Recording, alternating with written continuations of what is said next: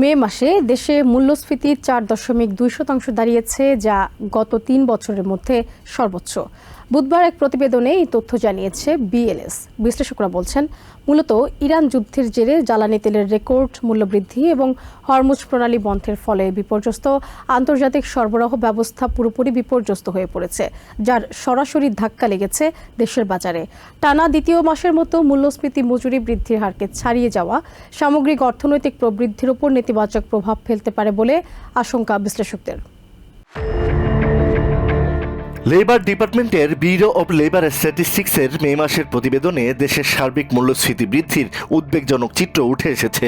মূল্যস্ফীতি নির্ধারণের প্রধান সূচক কনজিউমার প্রাইস ইন্ডেক্স বা সিপিআই গত মাসে বার্ষিক 4.2% হারে বৃদ্ধি পেয়েছে, যা 2023 সালের এপ্রিলের পর সর্বোচ্চ।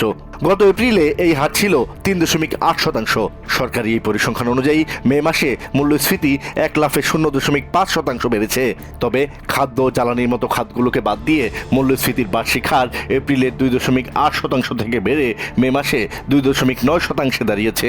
Story here, headline inflation is up 4.2% on an annual basis. That's the highest we've seen in 3 years since May of 2023. বিশ্লেষকদের মতে এই মূল্যস্ফীতি বৃদ্ধির প্রধান কারণ হলো ইরান যুদ্ধের কারণে বিশ্বব্যাপী জ্বালানি সরবরাহের ওপর আসা মারাত্মক ধাক্কা। বিশেষ করে হরমুজ প্রণালী বন্ধ হয়ে যাওয়ার ফলে আন্তর্জাতিক সরবরাহ ব্যবস্থা ব্যাহত হওয়ায় গ্যাসোলিন থেকে শুরু করে বিমান ভাড়া পর্যন্ত সবকিছুর দাম বাড়িয়ে দিয়েছে। ব্যুরো অব লেবার স্ট্যাটিস্টিক্সের প্রতিবেদনে দেখা গেছে, মে মাসের এই সামগ্রিক মূল্য বৃদ্ধির 60%-এরই মূল চালক ছিল জ্বালানি তেলের মূল্য বৃদ্ধি। গত বছরের তুলনায় কেবল গ্যাসোলিনের দামই এক বছরে রেকর্ড 40.5% বেড়েছে। Most of that move is due to energy prices, gasoline prices in particular, from the conflict in the Middle East. জ্বালানির পাশাপাশি নিত্য প্রয়োজনীয় খাদ্যের বাজারেও অস্থিরতা দেখা গেছে।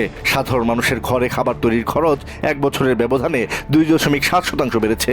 এর মধ্যে টমেটোর দাম 32% এবং লেটুসের দাম প্রায় 25% পর্যন্ত বৃদ্ধি পেয়েছে। এমনকি দেশের ভোক্তাদের প্রতিদিনের চাহিদার অন্যতম কেন্দ্রবিন্দু কফির দামও আগের বছরের চেয়ে 17.5% বেড়েছে। আর্থিক সেবাদাতা প্রতিষ্ঠান ব্যাংকরেটের অর্থনৈতিক বিশ্লেষক স্টিভেন গেটস জানান, এই সবই পরিবহন খরচ বেড়ে যাওয়ার প্রভাব। Transportation costs, shipping costs impacts almost all goods and services in some way. এই মূল্যস্ফীতি বৃদ্ধির পেছনে অন্যান্য অর্থনৈতিক কারণও রয়েছে। প্রযুক্তি খাতে এআই এর অভূতপূর্ব বিপ্লবের কারণে দেশের বড় বড় প্রযুক্তি কোম্পানিগুলো ডেটা সেন্টার ও অবকাঠামো নির্মাণে বিশাল অঙ্কের মূলধন বিনিয়োগ করছে, যা বাজারে বাড়তি অর্থনৈতিক চাপ তৈরি করেছে।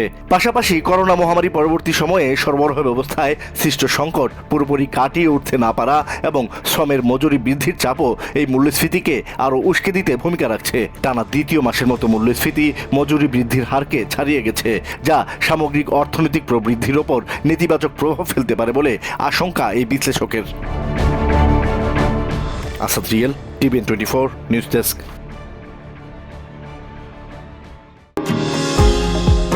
নিউ ইয়র্ক থেকে সম্প্রচারিত টিভিএন 24 টেলিভিশন বিশ্বজুড়ে বাঙালির কণ্ঠস্বর।